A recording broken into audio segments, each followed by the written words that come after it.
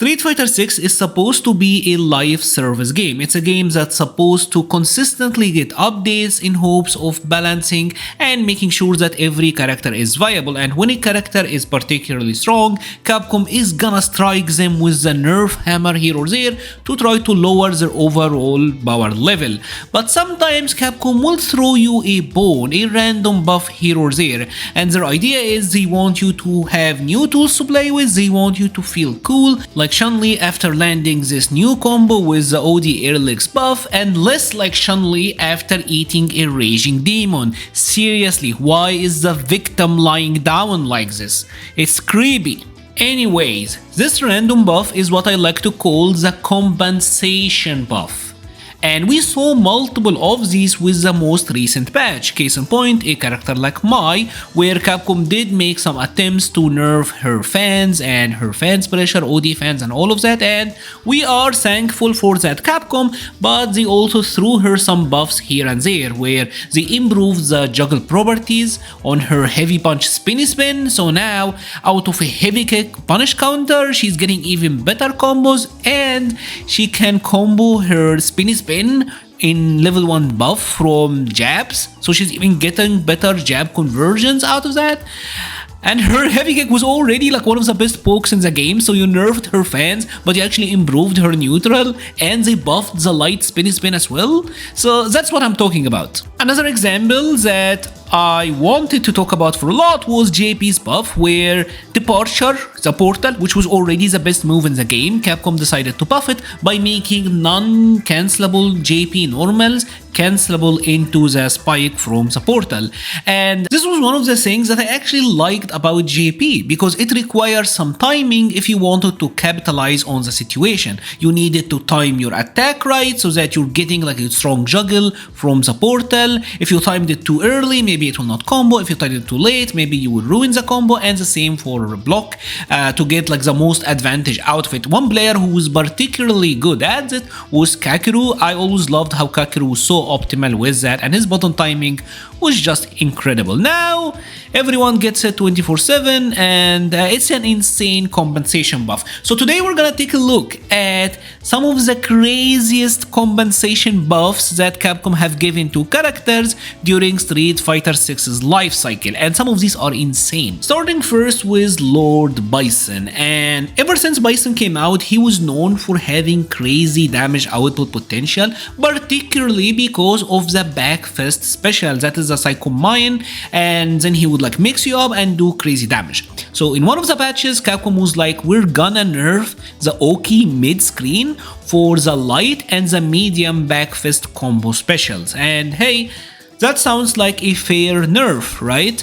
And if they stopped it right there, it would have been okay, because his Oki on these wasn't crazy anyways, and I think everyone would have been fine. But Capcom was like, but we're buffing Bison light attacks and the potential rewards out of them, and they improved his Psycho Crushers. So now Capcom made it so that Bison can meterlessly combo his jabs into the light and the OD Psycho Crusher. So what happened is, Bison now gets jabs into Psycho Crusher, into dash up, into +5. So his meterless conversions are now a lot better, and the Oki is a lot better because he had to drive rush to get Oki after the back fist. So he's saving meter and doing more damage.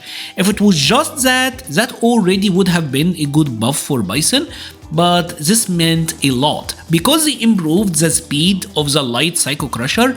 Anytime where you were able to juggle a light Psycho Mine, now you can juggle a light Psycho Crusher, which does more damage and sets up, like I said, better Oki situation.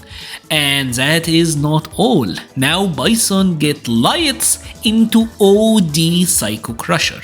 This is an absurd buff, because in any situations where Bison would knock you down, now he can go from lights into OD Psycho Crusher into meter dump combos, prior, Bison had to use the OD back fist, and if he wanted bigger combos, he had to drive rush afterwards, spend more meter, so it was very meter intensive, but now it's a lot cheaper. This means that if Bison knocks you down in the corner, his crouching light kick now can lead to absurd damage with less meter than it used to do before.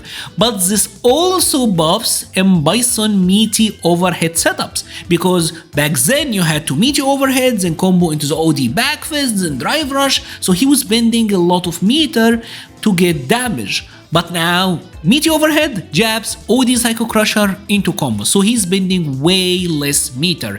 And because the light Psycho Crusher can juggle at the end, he's also doing more damage. So you nerfed the special moves, the Oki on the special moves that already wasn't that good, and instead you gave him more meter, you gave him more damage, and you gave him a stronger low overhead game.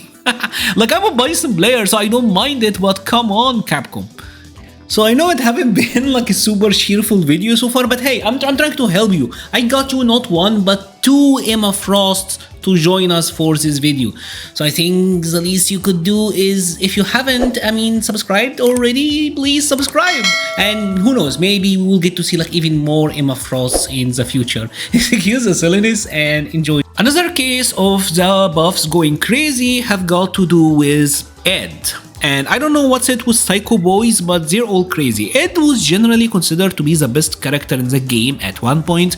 Some are still saying he is, so Capcom saw to nerf him, and one of the ways they did so was to remove his meterless throw loop, where now Ed will have to drive rush to get the throw loop to connect.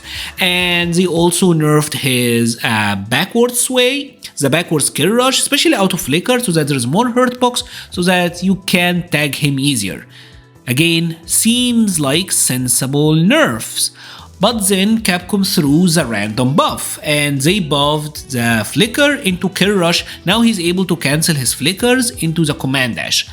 And this was a small unassuming buff, but what it meant in reality is that this small unassuming buff made it so that Ed is getting more damage and more meter and more corner carry and better setups every time he touches you.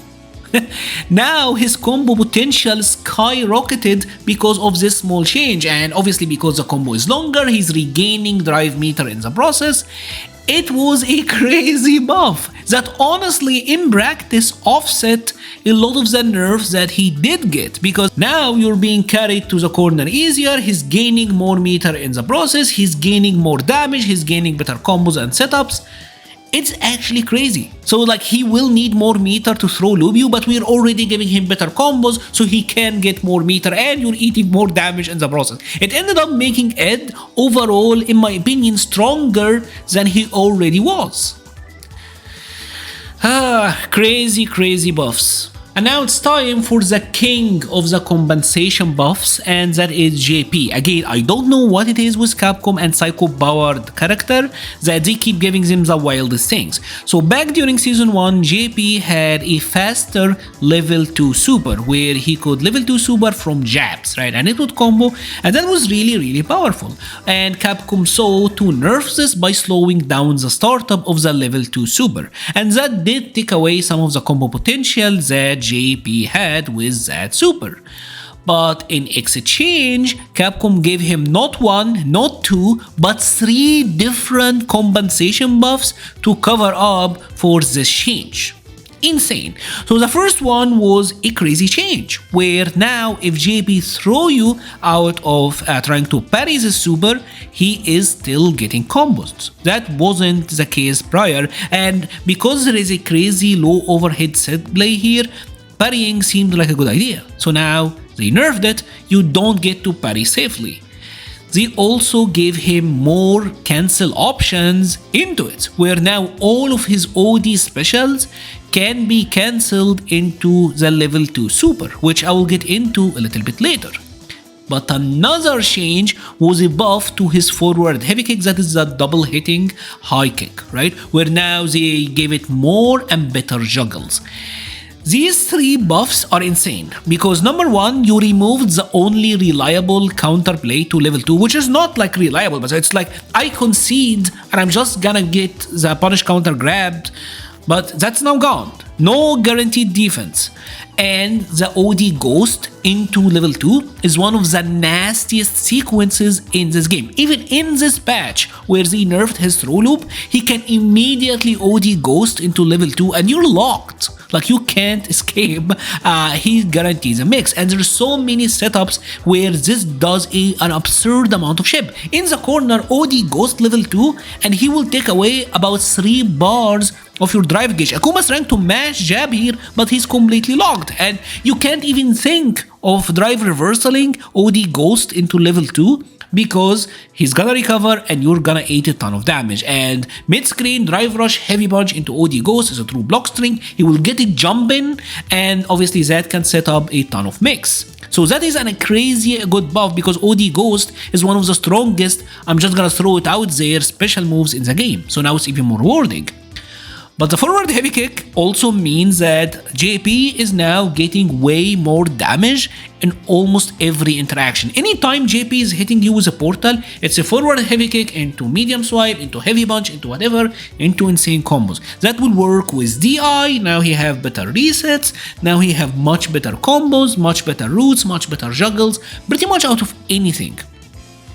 So they nerfed jab wake up into level 2 super and some of the double DI routes, but instead he have much better ship damage, he have much stronger offense with it, and he have much better juggles and combo potential and damage overall.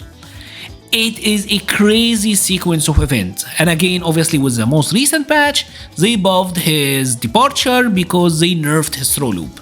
So he ends up having still crazy corner situation, but now his departure, which at least required a little bit of timing, is much scarier now. So what are your thoughts on these buffs? What are your thoughts on the concept of the compensation buff anyway? Is this something that should be done, or are you against it? What happens when the random buff ends up overpowering the intended nerfs so that the character overall is still as strong if not better? I would love to hear your thoughts all about it in the comment section below. I will be leaving a link to the Patreon, Discord, Twitter and Twitch pages in the description. Thank you so much for watching and stay safe.